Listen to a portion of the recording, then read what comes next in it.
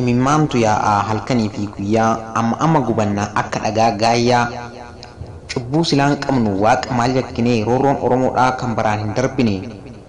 ofii ganda dhaqne mana keenya baanee dirree keenya irratti lubbuudha mancaanee dhiigni ilmaan keenyaa guyyaa maaf lola'aa lafeen ilmaan oromoo baraa maaf boba'a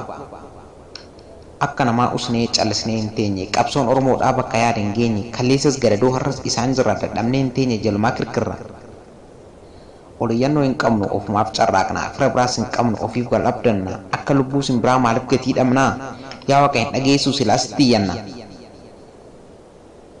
waaqni oromoo hin jiru kan oromoof dubbatu dhiigaf lafee cabde kan sirriitti hubatu haqa jiru kaasee kan daba sirreessu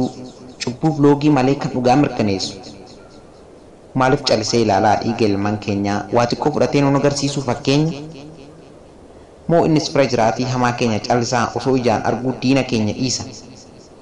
badii yoo qabaanne nuuf araarame waaqaa kan ormaa hin feenu teenya barbaade haqa